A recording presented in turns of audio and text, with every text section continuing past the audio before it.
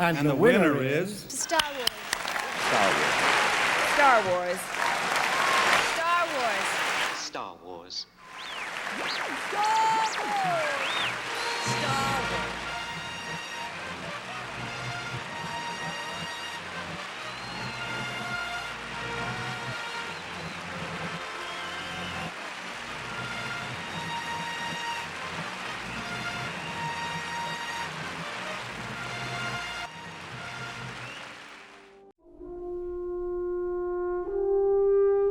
1978, a film called Star Wars won 7 Academy Awards.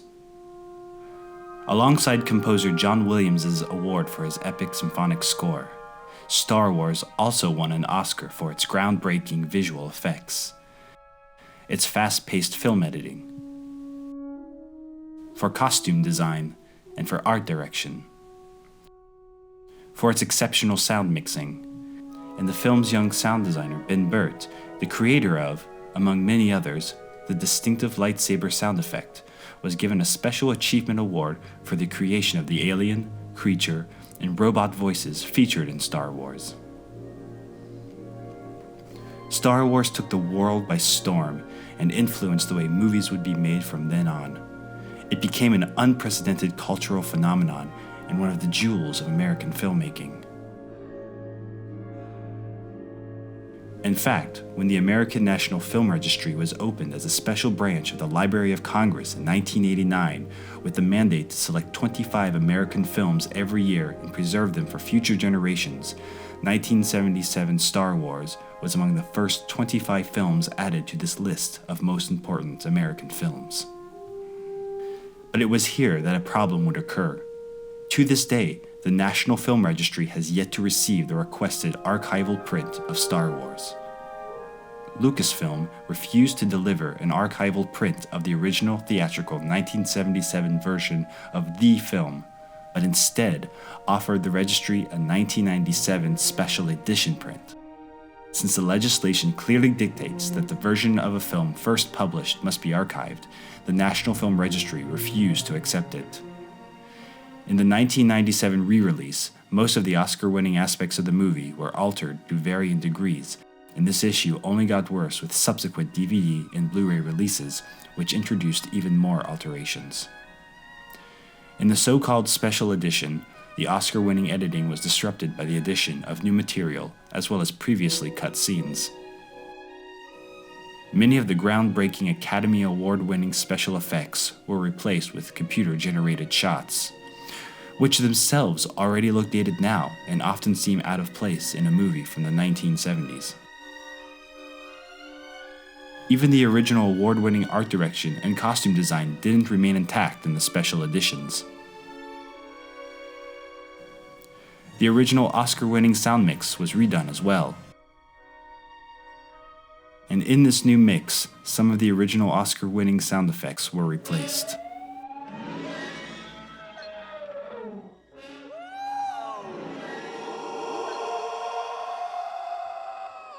And even John Williams' award-winning score suffered by being drowned by sound effects in some places.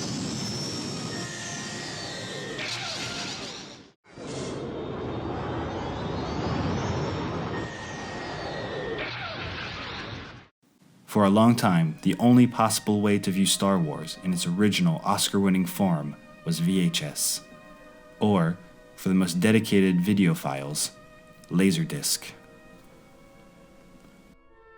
When Star Wars was released on DVD for the first time in 2004, with unnatural color palette, an inferior sound remix, and even more alterations, fans decided to take matters into their own hands, and homemade Laserdisc transfers of the original versions started to gain popularity on the internet. In 2006, the same special edition DVDs were re-released, but this time, after years of pressure and pleading by fans, each film was accompanied by a bonus DVD containing the original version of the film. Unfortunately, the fans were disappointed once again, because this DVD was sourced from a 1993 THX Laserdisc master. This dated master was non-anamorphic, which meant that it was not enhanced for modern widescreen televisions, and it was also plagued by many other issues, such as motion smearing caused by a primitive digital noise removal method used when making the transfer in the early 1990s. This is clearly visible here, where the speeder leaves a trail of its own shape from previous frames behind it.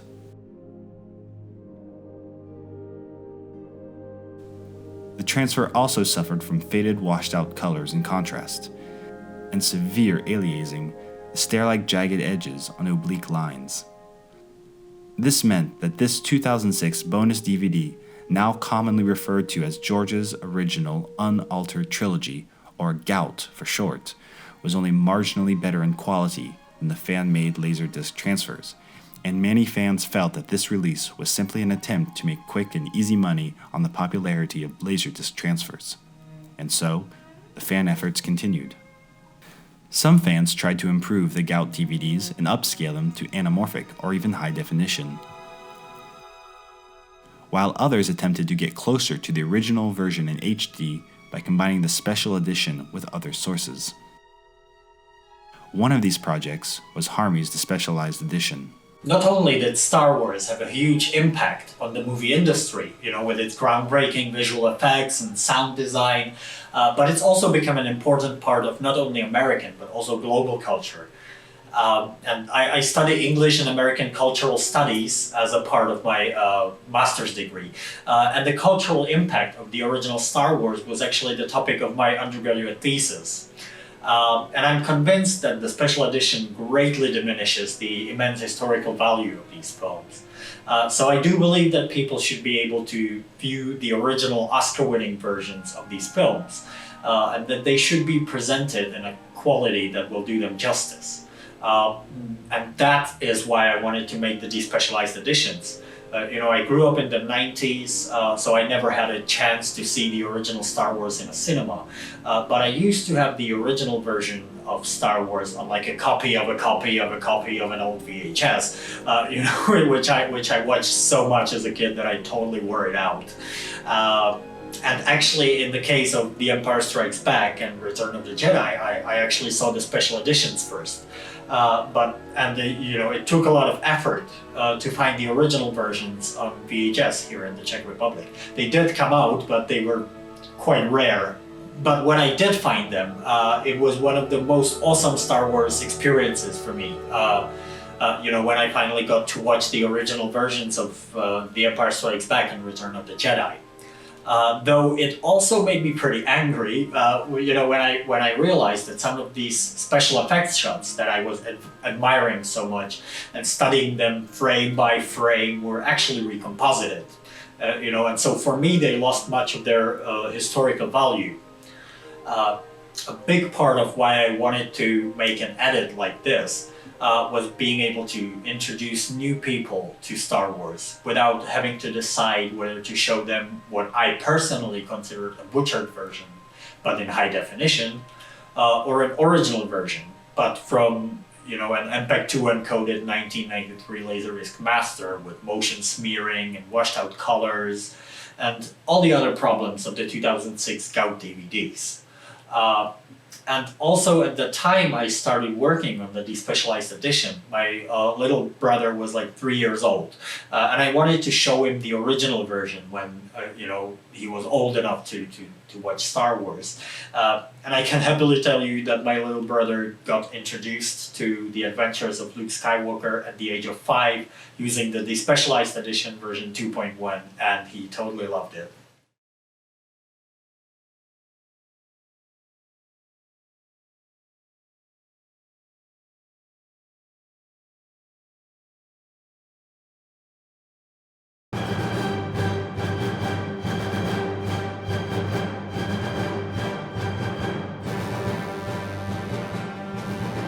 Now, we are going to take a quick look at the various sources used to recreate the original 1977 version of Star Wars in the Star Wars Despecialized Edition Remastered. The main video source of the Star Wars Despecialized Edition Remastered was the official Blu-ray release from 2011, which contained the heavily altered version of the film.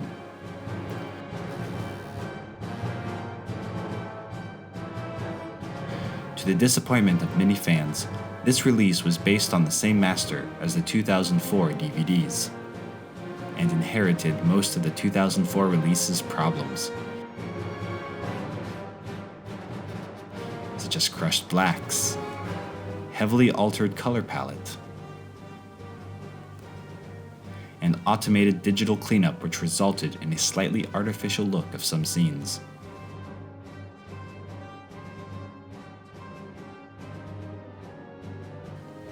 Luckily, the higher resolution and bitrate of the Blu-ray format allowed Harmy to correct these problems to a certain degree.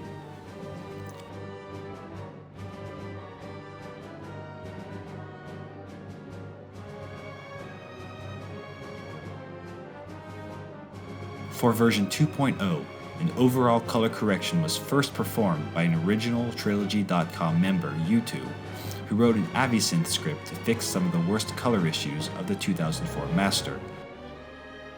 Mainly, the ever-present magenta tones, which are especially visible in laserfire flash frames, but are present throughout the whole movie. At the end, a shot-by-shot color correction was completed by Harmy. The color grading was now based on the colors of a well-preserved Technicolor print. Another major source used in the Despecialized edition was the 2006 Gout bonus DVD containing the original version of the film. Even though it uses a non-anamorphic transfer from 1993, with many flaws, such as digital noise removal motion smearing, faded colors, and aliasing, it is unfortunately still the highest quality release of the original version officially available. Sometimes, Harmy used rotoscoping to add small elements from the Gout to cover up special edition changes. But in other instances, entire shots had to be replaced by Gout upscales.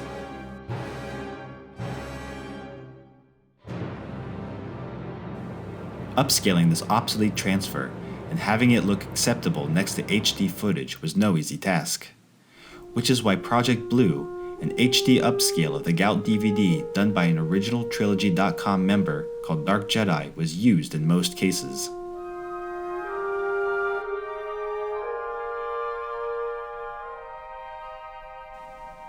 Usually, these shots were then further enhanced and of course color corrected by Harmy to fit together with their surrounding high-definition footage.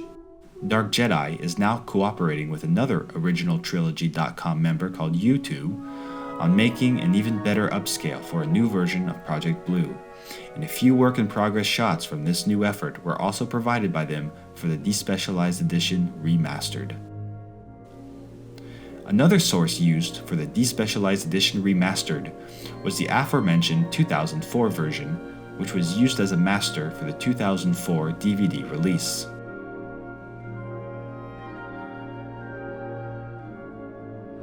This source was used to undo some of the changes which were made for the 2011 Blu-ray release. A recording of one of these HD TV broadcasts was also the main source for the first version of the Despecialized edition, and was therefore carried over in the shots which weren't redone for the remastered version, or shots that were redone prior to the release of the Blu-ray.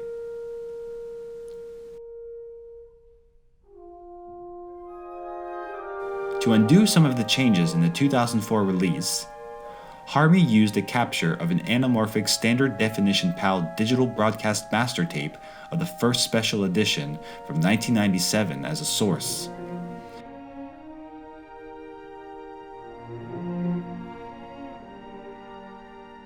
Again, sometimes only some elements were rotoscoped from this source, but other times whole shots were used.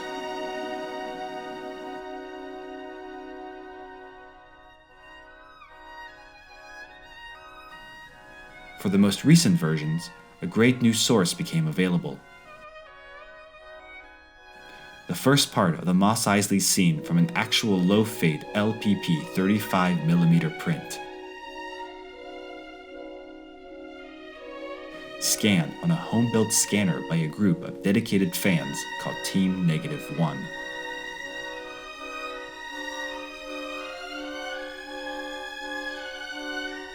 The print, while in fairly good condition, still had too much grain and dirt to fit alongside the Blu-ray footage, which was scanned from the original negative.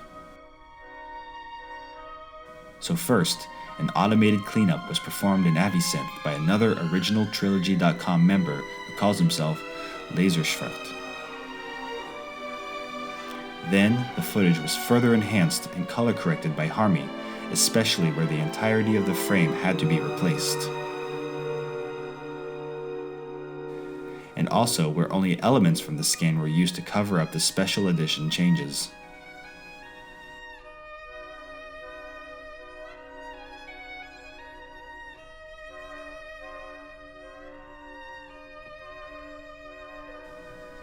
Hugo Grande, a homemade capture of a 16mm print of the original film, was also one of the minor video sources.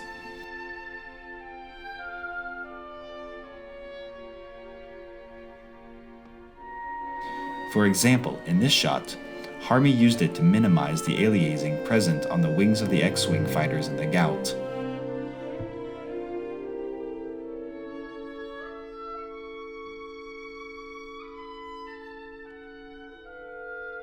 It was also used as a reference for the theatrical timing and placement of the Greedo subtitles.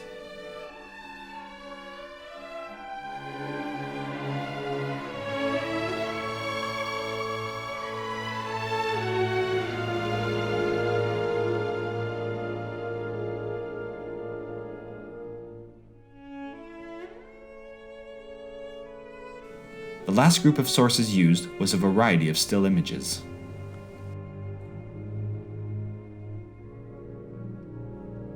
Many 35mm film cell scans and screen photos of varied resolution and quality were obtained from several different sources, some of whom wished to remain anonymous. The condition of the film in some of these scans was also quite rough and required cleanup and enhancement to fit with the Blu-ray footage.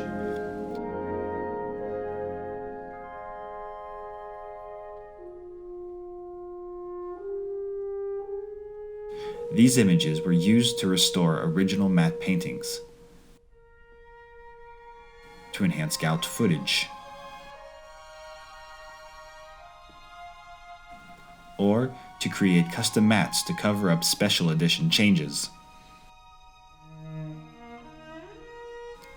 Sometimes, Harmy had to use animation to recreate the subtle movement present in the original footage.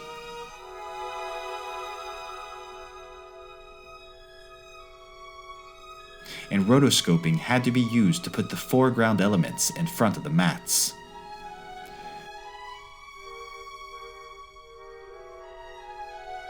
Custom mats were often created from other sources, such as several consecutive frames, or a combination of HD and Gout images.